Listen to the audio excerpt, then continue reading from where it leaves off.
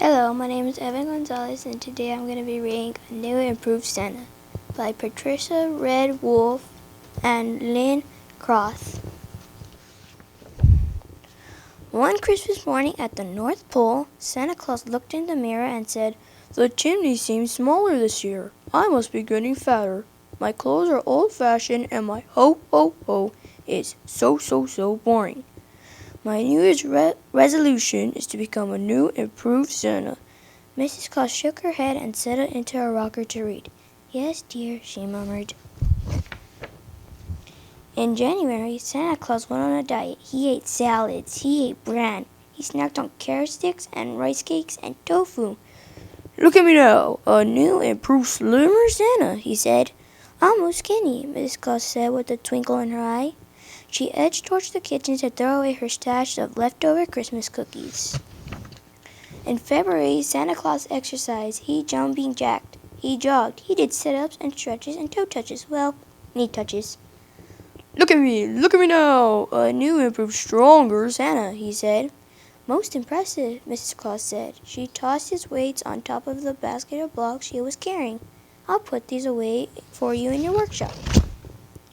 In March, Santa Claus changed his hair. He first dyed it red. He then dyed it black.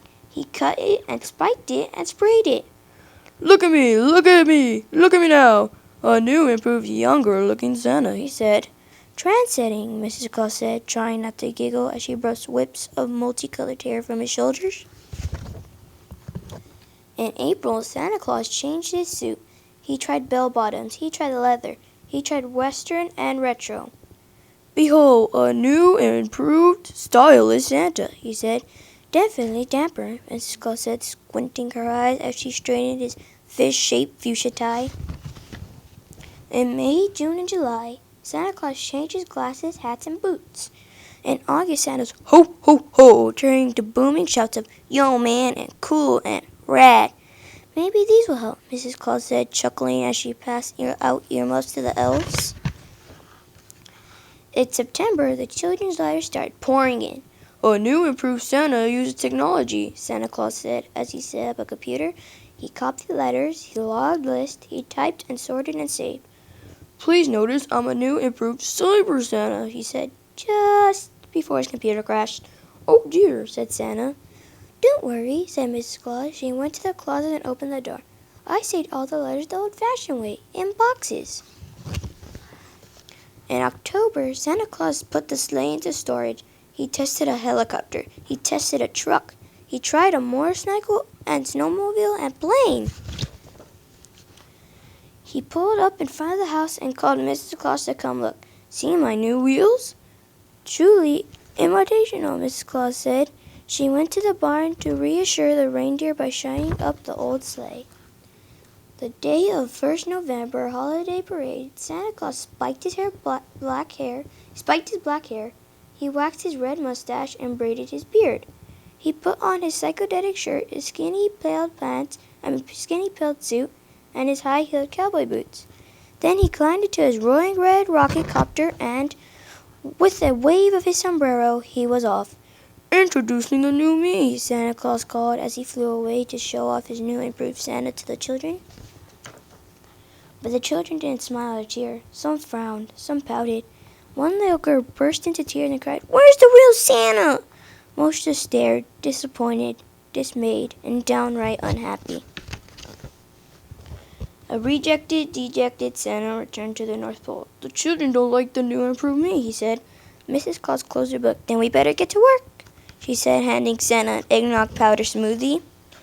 They re-whitened his hair, beard, and mustache. They unpacked his old clothes and boots. They hustled and bustled and scrambled and scurried to change new Santa back to old Santa by Christmas. On Christmas Eve, Santa Claus climbed into his old-fashioned sleigh, dressed his old-fashioned way. "Look at you now," Mrs. Claus said as she kissed him goodbye, "a new, improved Santa." "But I'm not new and improved," Santa said. "I'm the same old Santa." "Oh, no, you're not," Mrs. Claus said with a smile. "You're smarter."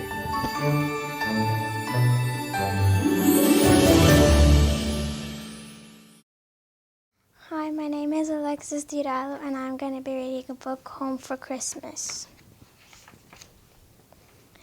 Rollo was a wild troll, a very wild troll, always racing off his scruffy troll tail bouncing around behind him. Troll tails would drop off one day, but only if a troll is kind, helpful, and does his chores. Rollo's little sister had lost hers long ago, but Rollo didn't care one bit. He just did whatever he wanted.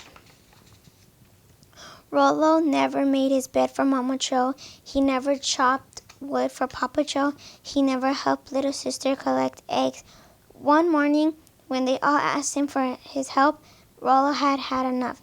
No, no, no, he whooped, and he grabbed his rucksack, leaped over their heads, and ran toward the mountains.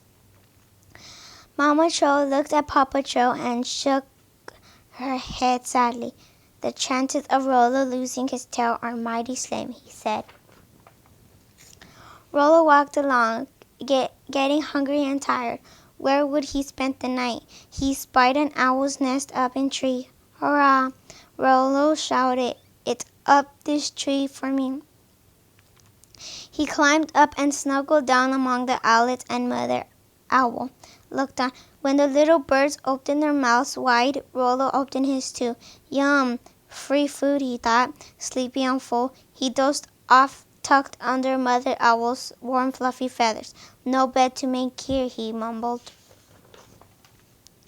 But this lazy life didn't last long. The owlets grew fast and the nest got crowded. They spent hours flapping their wings until the day came for the owlets to fly. Mother Owl glared at Rollo, but he didn't move, so she bumped him out of the nest. "Can't you see I don't have wings?" Rollo screeched. Rollo shook the feathers out of his hair and strode through the forest, leaping and chasing field mice as he went. He hadn't gone far when he spotted Mother Bear watching her two cubs rolling around a rough housing in the grass. Rollo dove in, cuffing the calves and tickling their noses. Mother Bear didn't care. Now she had 3 naughty creatures to watch over instead of 2. That night, Rollo followed the bears to their mossy cave and fell asleep and curled up with the bear cubs, mumbling, "No wood to cut here." As the day passed, it got harder for Rollo to keep up with the bears. They had tough paws and sharp claws to help them scramble over rocks and climb trees looking for food. Then at the end of summer, Mother Bear spotted a hive. She opened it up with a big swipe for her paw, and delicious honey gushed out. It had been a long time since Rollo had tasted anything so sweet. He shoved the baby bears aside. Big mistake. The angry bees aimed their stingers at him. Rollo threw himself into a nearby pool and dove under the water. Rollo floated up, the taste of honey still in his mouth. "Oh, I wish I had some of little sister's sweet noseprint cookies," he thought. "Maybe I should go home." But he saw a gang of otters playing on a waterfall. "Wait for me," he cried as he scrambled out, threw off his wet clothes, and dove back in the slide down the waterfall. This is the life for me. One morning, Rollo awoke to find a thin skim of ice on the pool. Otter didn't give it any mind, but Rollo could not stop shivering. He put on his clothes, stuffed his boot on with moss, waved goodbye, and went on his way. It was snowing when Rollo met up with a new friend who was as wild as he was. Lynx liked to play pounce and hide and seek. So did Rollo. While they were romping in the snow, little sister was at home feeding his hedgehog. "Rollo made me gone for now," she said, "but we miss him every day." It got colder and colder. The lingonberries froze and food was harder to find. One afternoon, Rollo felt Lynx's eyes staring at him in a hungry way. It was time to move on. The drifts got deeper. Roller's nose was turning blue when he noticed moose tracks big and little. He followed them up the mountain to a meadow where he saw Father Moose, Mother Moose, and their calf standing in the snow. Hi-ho, he called and pranced over to them. Roller made friends right away. He found berries and lichen under the snow where Father Moose had scraped away the ice with his hooves. He ate and ate while the moose calf drank some warm milk from Mother Moose. Roller spent the night with the moose family. The next morning he was so happy to be with them that he jumped up expecting to get a big hug from Mother Moose just the way his mother hugged him at home. But Mother Moose was not used to a cold, pointy troll nose pushing into her soft, warm nose. She tossed her head and galloped off, leaving Rollo sprawled in the snow. That night, Rollo was riding along on Father Moose's antlers when the antlers began to sway. "Oh no!" Roller shouted, holding on tight. "Winter is when moose shed their antlers," and he found himself tumbling down, landing in a snowdrift. He was brushing snow out of his eyes when he smelled the smoke from a wood fire. That's coming from my house. He imagined the warm fire inside, the good food, and his soft bed. Most of all, he remembered Mama and Papa's big hugs and little sister laughing at his jokes. He began to sniffle and cry. As Rollo's sobs got louder, the antlers began to rock back and forth on the slippery snow. It started sliding down the mountain faster and faster, bouncing over icy boulders and skating across frozen rivers. It was an antler toboggan. Roller spotted his little house down in the valley, and his sobs turned to whoops of joy. Roller's family was on their way home with their Christmas tree when they heard whoops echoing down the mountain. They knew in an instant that Roller had come home. They rushed to meet him as fast as they could. On Christmas Eve, the Troll family gathered to light the holiday candles. Mama, Papa, and little sister looked around proudly at the beds Roller had made, the wood he had chopped, and the cookies little sister had baked with the eggs he had gathered. Papa Troll grinned as Rollo leaned forward to light a candle. "Have you lost something, Roller?" he asked. Roller just smiled. "I'm home for Christmas," he called. "For the best Christmas ever," little sister sang. The cat just purred. He had a new toy. After the feast, the Troll family sat by the fire, home for Christmas all together, singing and telling stories far into the night.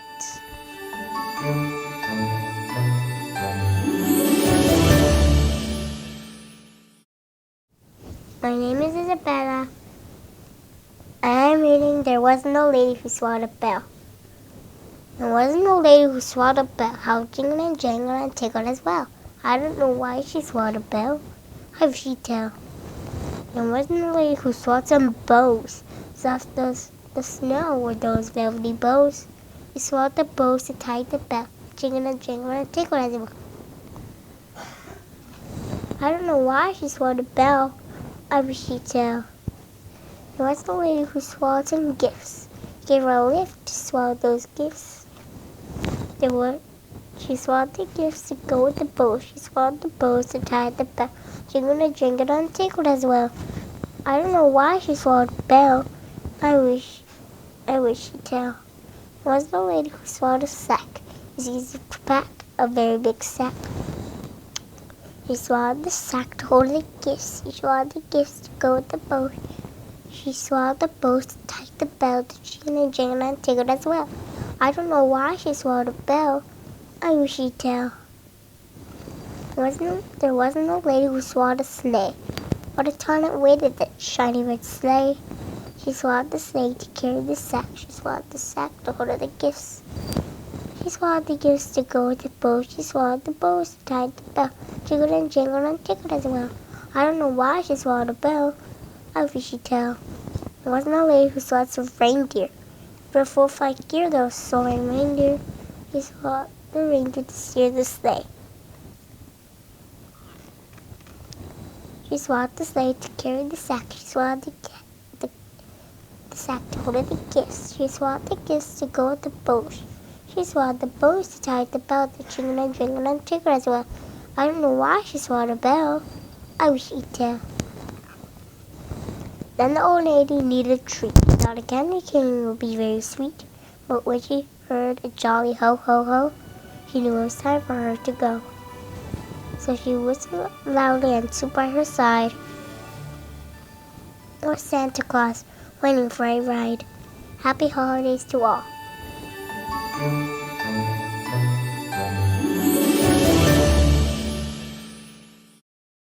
Hi, my name is Benicio Martinez, and I'll be reading Mouse's First Christmas. It was a night still and stray, and all through the house not a creature was stirring. Just one little mouse. Mouse was peeking all around to see what good things could be found. Up on the table, Mouse found something sweet and sparkly. It was a cookie. And something warm and melty. It was hot cocoa. And something cool and sticky. It was a candy cane. Next to the window, Mouse found something jingly and glinty. It was a jingle bell. And something bright and flickery. It was a candle. And something fine and silvery. It was an angel. High on the mantel, Mouse found something soft and felty. It was a stocking. And something white and floaty.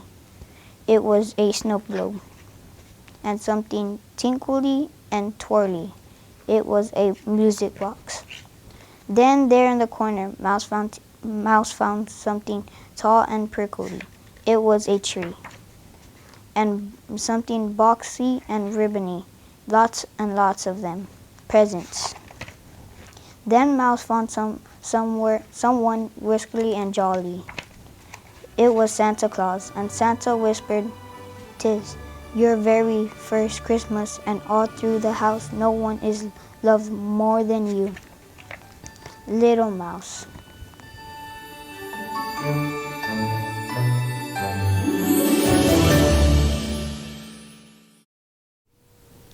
Hi, my name is Valeria Soto, and today I'm reading "'Twas the Night Before Christmas."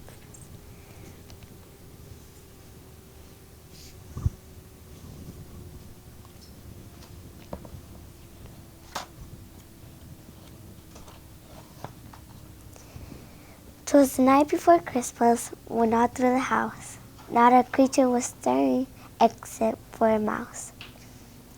Tiny stockings were hung by the chimney with care, in the hopes that St. Nicholas soon would be there. The children were nestled all snug in their beds, while visions of yummy treats danced in their heads.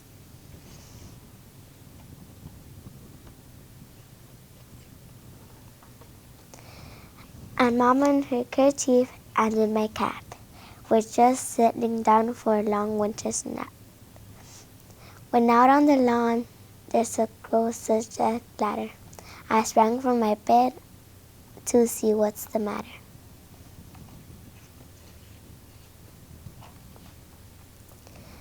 Away to the window I flew like a flash, tore open the shutters and yanked up the sash. The moon on the breast of the new fallen snow gave a luster of midday to objects below.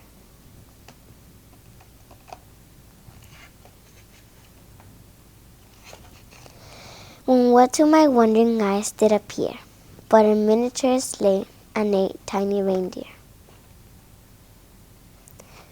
with a little old driver so lively and quick, I knew in a moment it must be St. Nick. More rapid than eagles his coursers they came, and he whistled and shouted and called them by name. Now Dasher, now Dancer, now Prancer and Vixen, on Comet, on Cupid, on Donder and Blitzen, to the top of the porch, to the top of the wall. Now dash away, dash away, dash away all.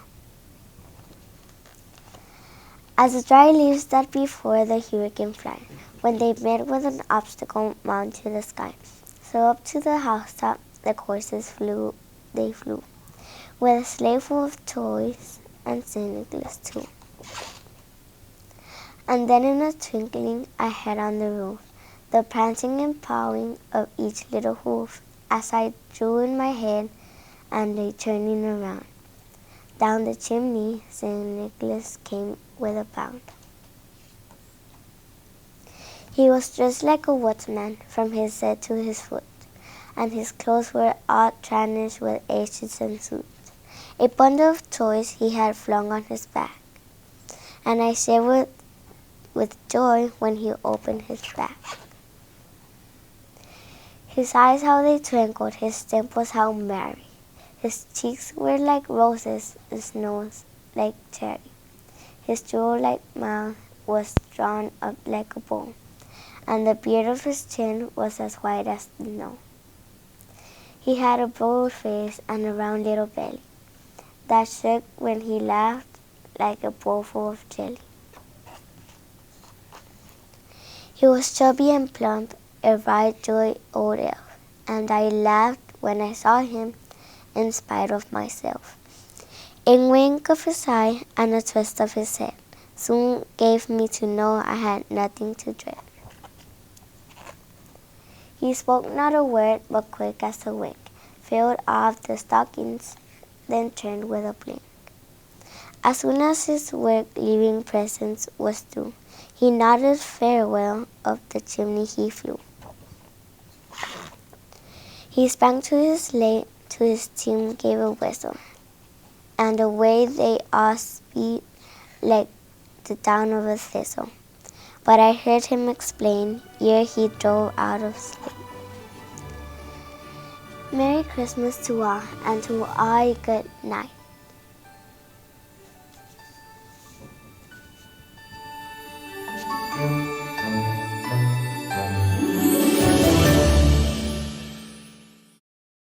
My name is Jasmine Lara, and I am going to be reading Santa Claus on a Diet, written by Nancy Scott Cameron.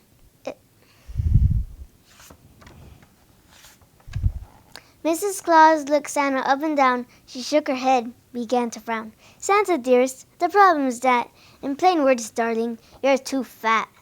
Down the chimneys you must go. Can't have you getting stuck, you know. Santa said, I guess you're right. This old red suit does feel too tight. I must lose weight, protect my heart. I'll see the doctor for a start. So off they went to Dr. Brown, who said, please come and sit right down. Thank goodness, yes, your heart's okay. We must make sure it stays that way. Change your diet and you'll see how much fitter you will be. Eat lots of veg like sprouts and peas. Cut down on butter, eggs, and cheese. Instead of cake, have grapes or cherries, or a healthy shake with berries. So Santa agreed to try it. Santa Claus is on a diet. The reindeer, hearing of his plan, said, we'll help Santa all we can. Last year he was so overweight. We huffed and puffed and turned up late. We'll trade our carrots for his mince pies, and our greens for his french fries. All the elves were helpful too. We'll eat all your sweets for you. Santa took his weekly hike and bought himself a brand new bike. At their gym he worked and worked. They all made sure he never shirked. Many months of sticking to it, Santa thought he'd never do it. 4 sizes smaller, looking trim, proud that there was less of him. His Santa suit was far too wide, he could almost turn around inside. Slim beyond his wildest dreams, Mrs. Claus took in the seams. Will the kids still recognize me? They only know the oversized me. Don't be silly, Santa dear. Of this you need to have no fear. Your Santa suit will be the clue that who's inside is really you. Christmas Eve. 5, 4, 3, 2, 1. Lift off! On the launch pad all was solemn. Mrs. Claus, we have a problem. Looking at each deer he said, you just aren't fit to pull my sled. And as for all you helpful elves, you've left my shelves there, my toys there on the shelves. Now, dear and elves, turn out your pockets. We'll have to use the booster rockets. Next Christmas. We're feeling better every day. We must make sure we stay this way. Please don't leave us cakes and sweets. We'd like some healthy snacks and treats. Now we're all a smaller size. Our chances of a long life rise. Go back to overeating? Never! I want to stay this size forever.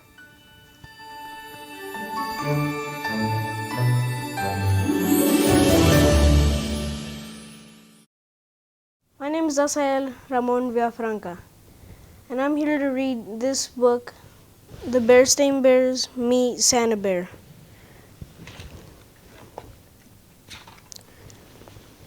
Special music's in the air and Santa's at the mall. What do the little bears make of it all? It was just 2 days after Thanksgiving, and the sights of sounds could be seen and heard all over Bear Country. It seems to me, said Mama Bear as the Bear family arrived at the Bear Country Mall, that the Christmas season starts earlier every year. Yes, isn't it great, said Papa Bear, admiring the mall decorations. I'm not so sure, sighed Mama Bear. I'm concerned about Brother and Sister Bear. Too much excitement isn't good for the cubs.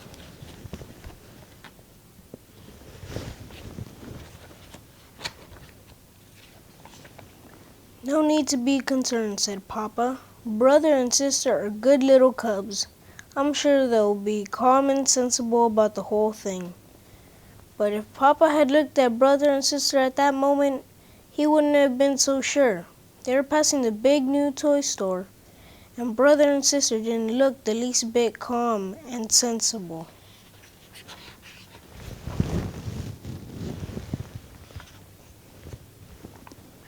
They had just come from watching Saturday morning television, and there had been lots of commercials for the new Christmas toys.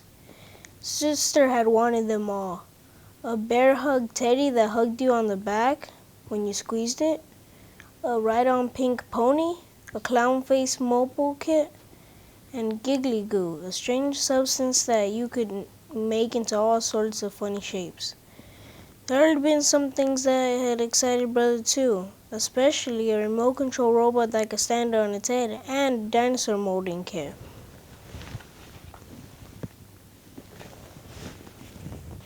And there were right in the toy store window, plus lots more. Sister was so excited, she was practically jumping up and down. And when Brother read a sign saying Santa Bear was coming to the mall to meet all his cub friends, she got even more excited. Santa Bear, she cried. Oh, Mama, may I come meet Santa Bear? Please, may I, please? In good time, said Mama, sighing again. Calm and sensible, she said, looking at Pa.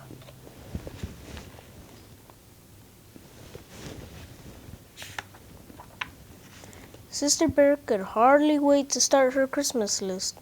She needed a little help from Brother with the hard words, but she didn't need any help thinking of things she wanted for Christmas. Over the next few days, the sights and sounds of Christmas became stronger and stronger, and Sister's list grew longer and longer. After a while, it looked like this.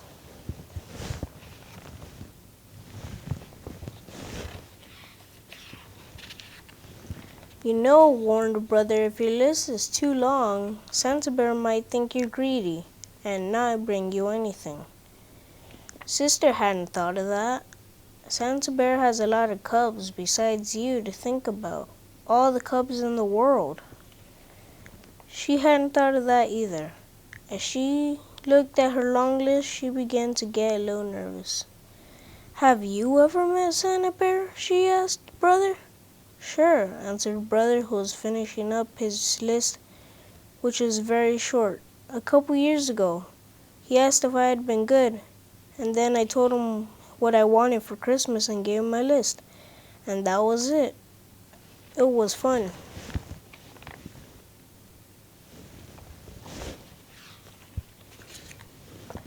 Now Sister was really nervous.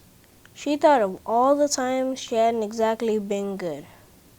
The time she and Brother had gotten into a fight and shouted at each other.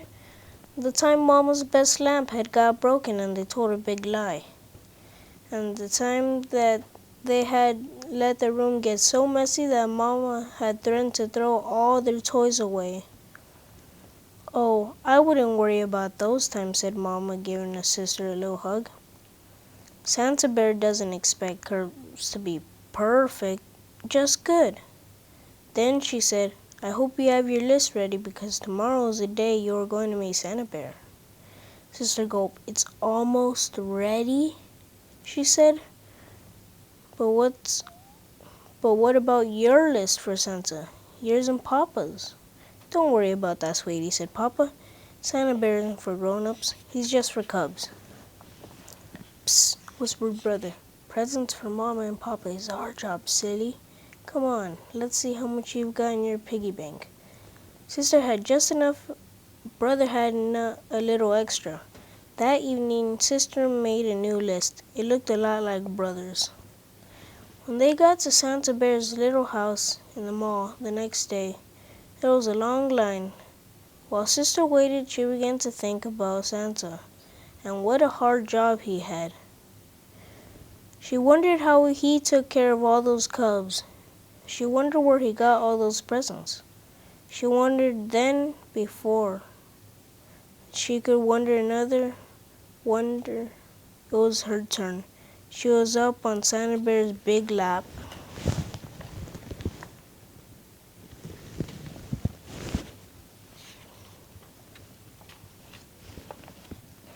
It's very nice to see you, he said in a deep, jolly voice. Now tell me, my dear, have you been good this year? Well, said Sister, taking a deep breath, I haven't been perfect, but I have been good. Then she told him what she wanted for Christmas and gave him her list. Santa gave Sister and every other cub a souvenir coloring book. The cover showed him and his 8 tiny reindeer flying through the starry night. Sister's mind was so filled with thoughts about Santa that she almost forgot about the special shopping she had to do. But Brother remembered. They found just the right presents for Mama and Papa. Sister chose a fine new fur brush for Papa and a lovely new pincushion for Mama. Brother bought Mama a box of her favorite breakfast tea and for Papa a handy pocket calculator. Look, said Sister as they were leaving the mall, another Santa. She was right. There, ringing a bell, a rather skinny Santa with a scraggly beard. Beside him was a big iron pot that said, Help the Needy.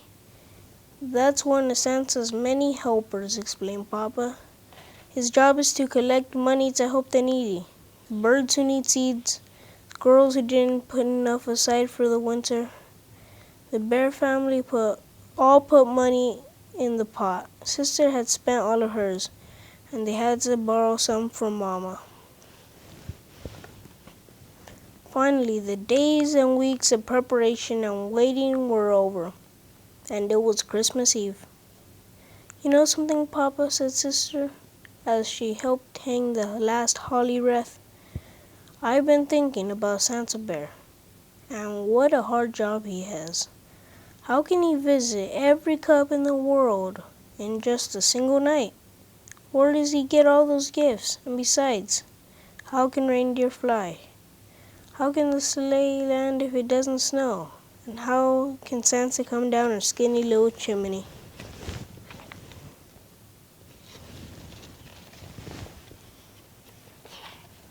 Papa took a deep breath, then looked up at the starry sky. I guess the answer, my dear, is that Christmas is such a special time that almost magical things can happen.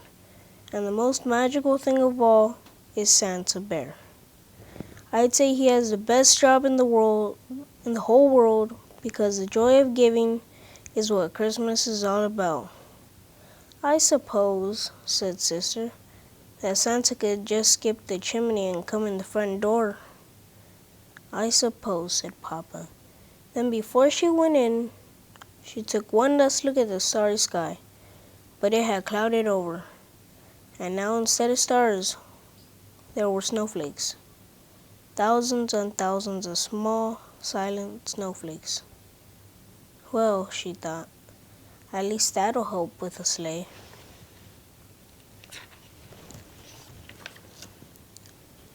When Sister woke up on Christmas morning, Bear Country was covered with a beautiful blanket of snow, and the floor beneath the bear Christmas tree was covered with piles of beautiful presents.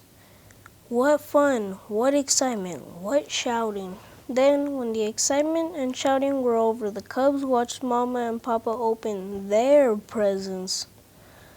"What lovely, thoughtful gifts," said Mama.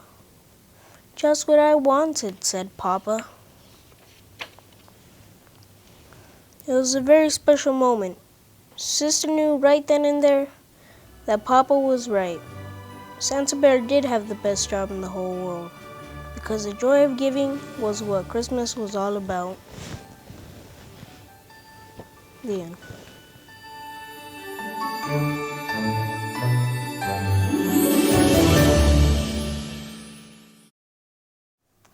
My name is Carolina Guerrero, and I'm going to be reading this book, Carter's Christmas.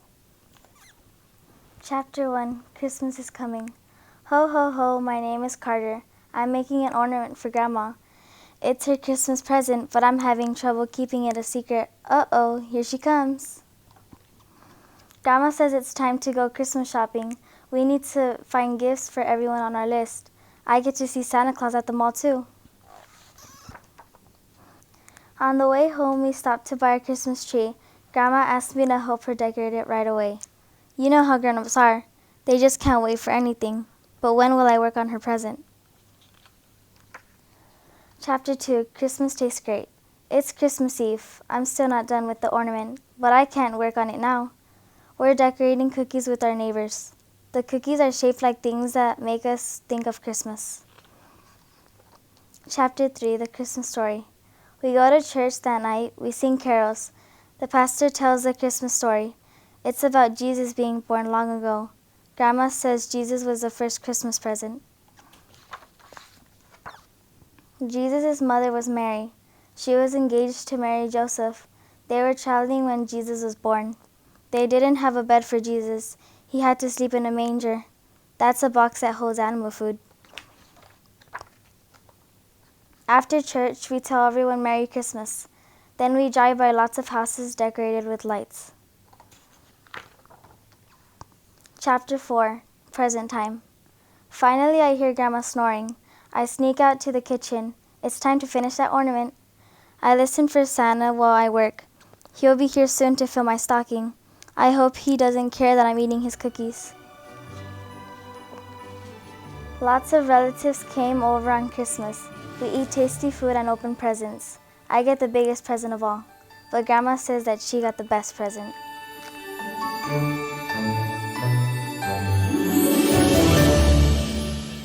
Hi, my name is Angelina Vargas, and we're going to be reading Christmas Magic.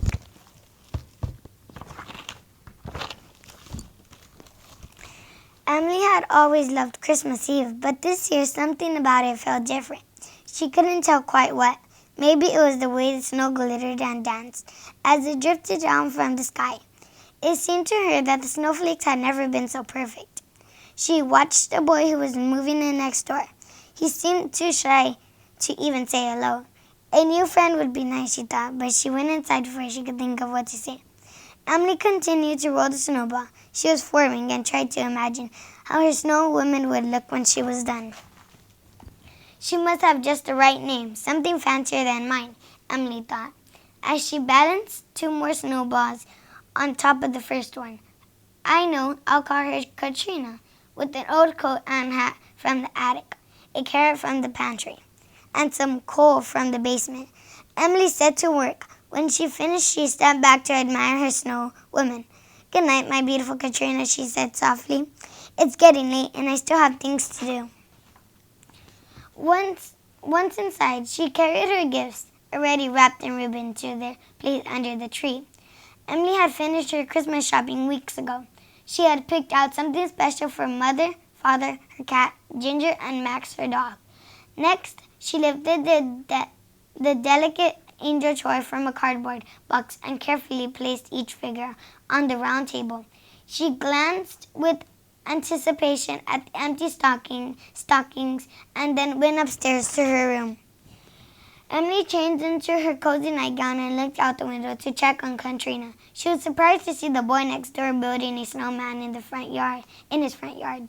I wonder what his name is, she whispered to Max and Ginger. She was tempted to call out the window to the boy, but she didn't want to think she'd been spying. Mother and Father tucked her into bed, turned out the light, and closed the door. But Emily was still wide awake.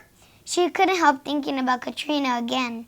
She climbed out of bed and crept to the window. She was amazed by what she saw. Katrina's head was turned toward the snowman in the next yard, and his head was now tilted toward her. Emily knew it was possible, but they seemed to be looking at each other. Suddenly, Emily heard strange noises coming from the hall. She peeked around the door to see Ginger and Max merrily meowing and barking out jingle bells. How can this be? Emily gasped. A movement at the bottom of the stairs caught her eye. The angel chore had come to life. Emily bounded past her pets and down the steps. The angels flew in circles and loop-de-loops in and out of every room. Emily followed one of them right into the kitchen. Emily stopped in the doorway. She was astonished to see an army of mice making Christmas pies. Mixing bowls, broken eggshells, and spilled sugar covered the kitchen table. Pets singing, mice baking. What could be next? Emily giggled. This Christmas Eve really is different.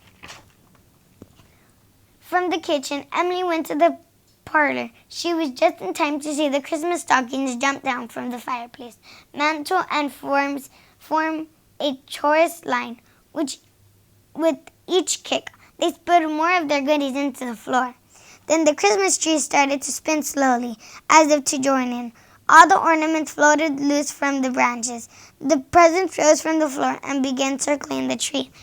That was when Emily heard the music coming from outside. She rushed to the window.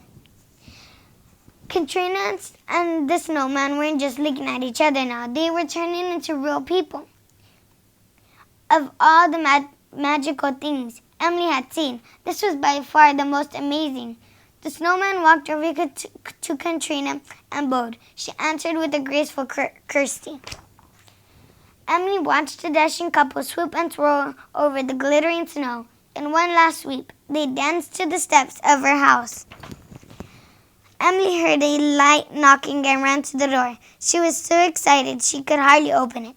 There stood Katrina, radiant in her snowy gown. Emily smiled up at her. "Hello," Emily said. "Katrina, we thought you might like to come outside and dance with us." Emily nodded eagerly, then quickly put on her hat and coat, mittens, and boots. Katrina and the snowman each took one of Emily's hands, and they leaped and swayed, twirled together over the moonlit snow. When the snow stopped falling and dawn was near, Katrina looked up at the brightening sky. Emily followed her gaze. "I love dancing with you," Emily said breathlessly, "but I should go home now. Thank you for inviting me. Merry Christmas. We will never forget you," said Katrina, squeezing Emily's hand tightly in her own. Once inside, Emily found she was too tired to climb the stairs. She snuggled up in the big chair by the Christmas tree and was soon fast asleep. The next morning, Emily knew she felt a good, gentle shaking. She sat up and looked around in the bewilderment. The stockings hung peacefully above the fireplace. The angels stood exactly where she had placed them. "Did the mice finish baking the pie?" she asked. Father laughed. "That must been some dream." "Maybe I did dream the whole thing," she thought. "There's only one way to find out." Emily pulled on her coat and over her nightgown and ran outside. There, side by side on the sparkling snow, stood Katrina and the snowman. The boy from next door was there, too. "I can't believe it," he whispered. "How did my snowman get all the way over here?" Emily grinned at him. "It was the Christmas magic," she whispered back. Katrina and the snowman didn't say anything, but Emily was sure their smiles were even wider than ever before.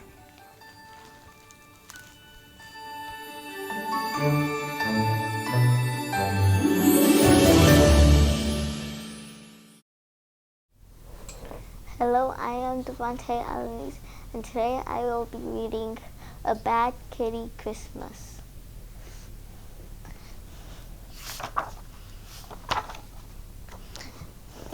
'Twas the night before Christmas, and all through the city not a creature was stirring, except for Bad Kitty. How did she get here, you may ask yourself. It's a very long story. I'll tell it myself. First thing this morning, I awoke to a clatter. I ran down the stairs and asked, "What's the matter?" That's when I found Kitty in the midst of her capper. She'd torn through the gifts and was covered in paper. The angel was ambushed. The books were all bumped. The cards were all crushed. The drums were all dumped. The eggnog was ended. The fruitcake was flung. The gifts were all gutted. The holly unhung. The icicle injured. The jingle bells jumped. Kringle was kicked. The lights were all lumped. The Minga was mauled. The Nutcracker nailed. The ornament outsed. The Poinsettia paled. The quiet was squashed. The ribbons ripped up. The stars was swelling. The tree was tripped up. The unicorn uglied. Vixen was vexed. The wreath looked just wrenched. The X flowed X'd. Our Yolette looked yucky. My zeal had been zapped. When I found Kitty in the shreds where she napped. Oh, Kitty, bad Kitty, I'm filled with distress. You've ruined our Christmas. Just look at this mess. All of these presents, these were for you. Why did you do it? And Kitty said, meow. Though there were presents and bundles and boxes galore, Kitty was angry. She wanted more. She wanted an ape and a bear and a cornet dish, a duck and an eagle baked with a fish, a gecko, a horse, and an ibis, a jackal, a kiwi, and a lion in the soup with a mackerel, a narwhal, an owl, and a penguin on rye, a quetzal, a rabbit, and a seahorse in pie, a toad, a urchin, a royal, and a whale, an exorcist, and yak fried with zebra tail. That does it. I've had it. Just look at this place. I don't care if you're mad, Kitty. You're a disgrace. I've never known someone so selfless and greedy. 'Tis the season, you know, to give to the needy. I'd better start cleaning. What will you do? Do you feel like helping? And Kitty said, meow. She was still miffed when we packed up to go on an afternoon trip in the Christmas Eve snow. As we left for the city to see Uncle Murray, the window was open and she left in a hurry. Oh, Kitty, dear Kitty, don't go. You must stay. We shouted and cried as she ran away, but still she abandoned us right there and then. We thought we'd never see her, Kitty, again. Oh no, not puppy too. Come back, come back. 'Twas the night before Christmas, and out on the street I saw a little black cat with little wet feet. He sat in an alley, a path dark and scary. She didn't look jolly, she didn't look merry. She looked so alone as she sat there and pondered, as if she was lost and unsure where she'd wandered. And then she began to meow and to bellow. She cried for a while until I said, hello, what do we have here? A little black cat. Don't you have a home? Let's look into that. There, little cat. It'll be all right. You shouldn't be out on this cold, wintry night. I'll take you upstairs to dry off your fur. Would you like some food? And this kitty said, purr.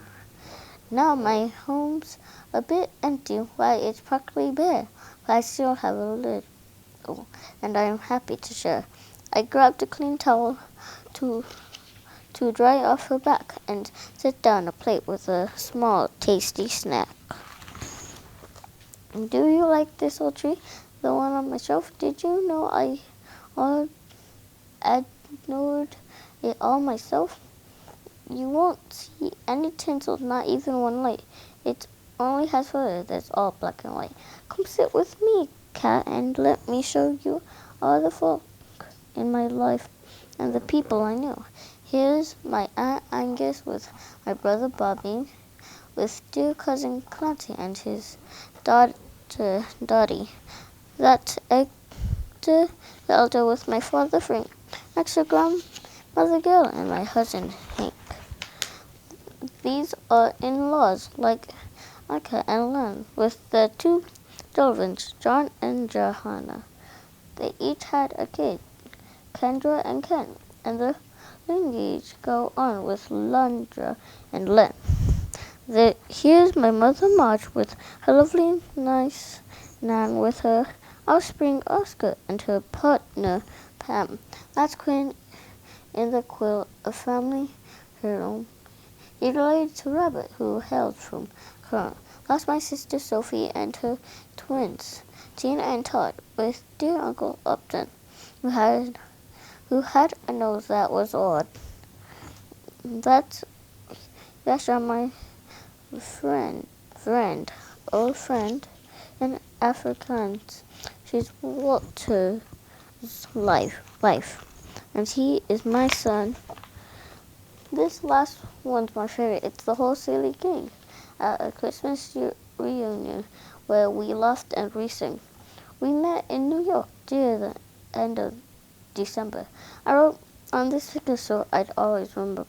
On here it says Xmas 1962. We're spending our Yule at the Century Park Zoo.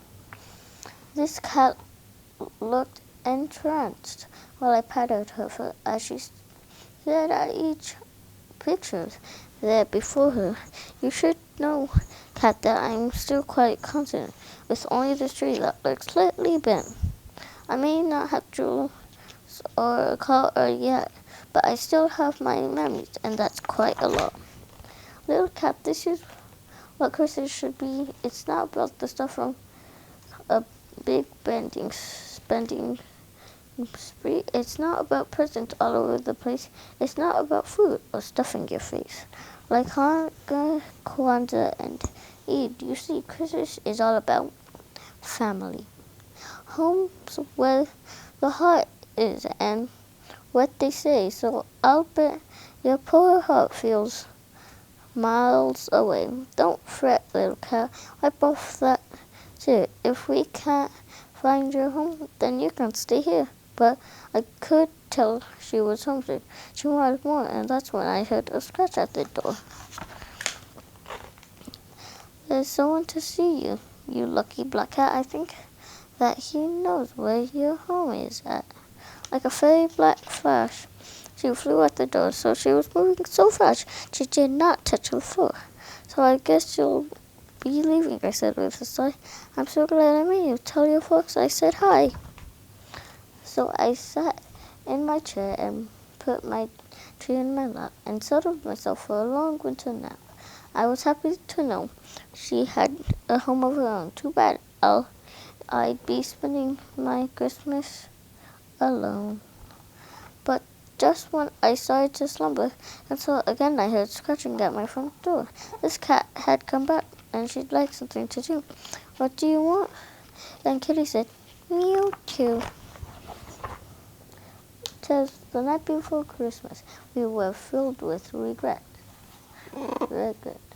As we sat in our seats missing our pets. The house seemed so empty without them around. I wish and I hoped they were both safe and sound. Then, onto the door, there was such a knock. I sprang from the chair from the sudden shock, when what to my wondering eyes should appear but Kitty and Puppy and a lady most dear. The home! Christmas is saved. Welcome home, Kitty. I hope you behave. And thank you, dear lady, for bringing them back. I hope that you'll stay for a late Christmas snack. And she did, don't you know? In fact, she moved in. So friend doll like from me, and she became kin. Up there is a photo.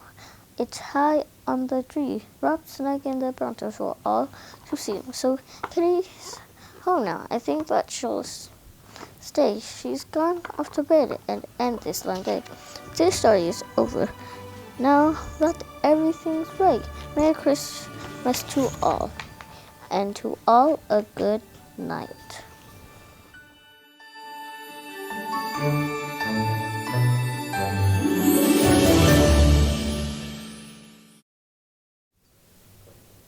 Hello, my name is Jan Richmond, and today I'm going to be reading this book called The Animals' Christmas Carol.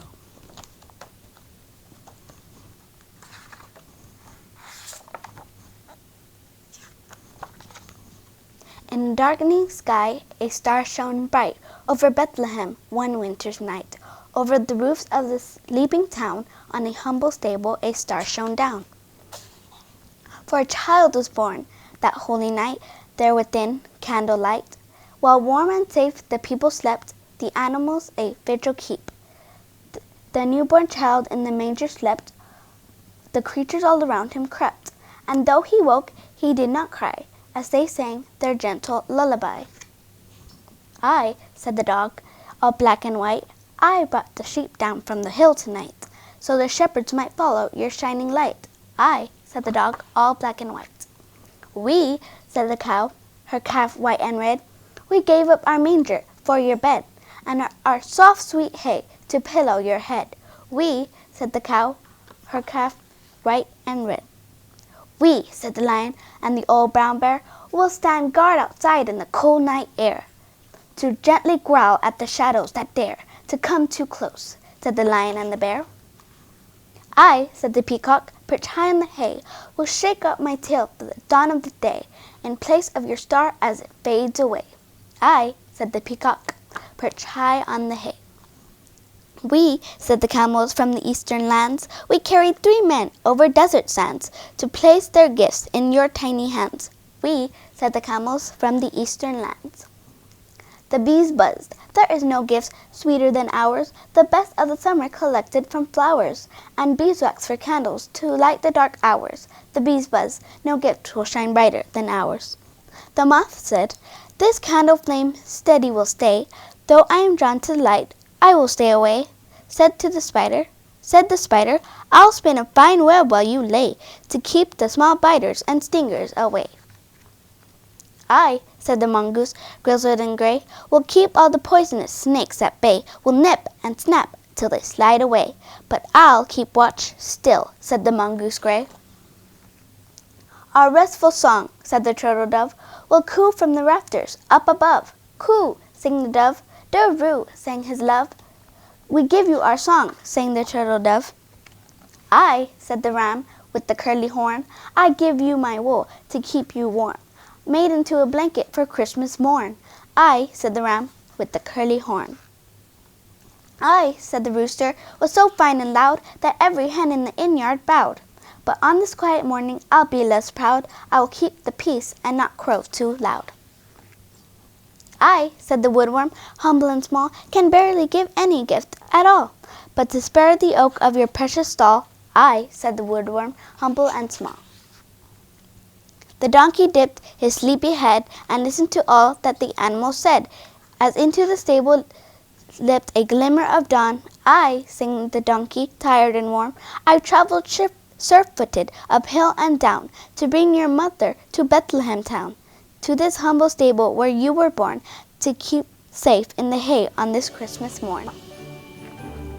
So the beast with the hooves and paws and wings and all the little creeping things filled the stable, warm and bright, with love and peace that Christmas night.